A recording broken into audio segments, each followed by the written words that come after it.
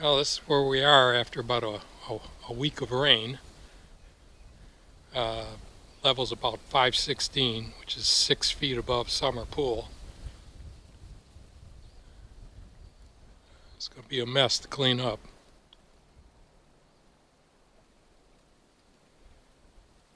Problem now is I'm looking at the guide wires and they're pretty tight. I think I probably need to get up and loosen them up somehow, which entails wading through that water, and that's going to be cold. That was fun. It's like somebody lost their kayak over there.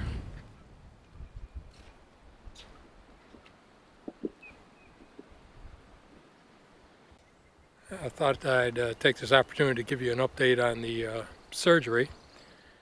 Week 5 now, or just a week, 5 weeks from the surgery.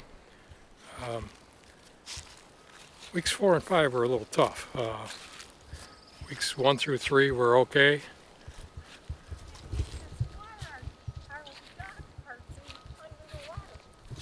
I know. And it's still going to come up. That's the problem. That's why if I didn't get it now, I'd be wading chest deep through there. The way it rained last night, huh? Get in there and go in the hot tub. Yeah. So anyway, weeks 1 through 3 were, well, week 1 was no fun, but weeks 2 and 3 were not bad.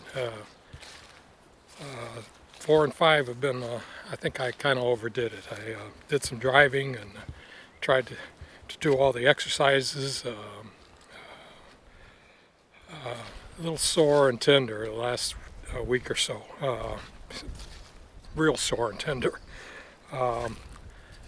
Gradually coming back though. Debating on our camping trip. But we'll see. Hopefully that'll be okay. See how I feel tomorrow. Tomorrow is Monday. I can make up our minds then. Got to do a little driving tomorrow, so we'll see. This is much more like it.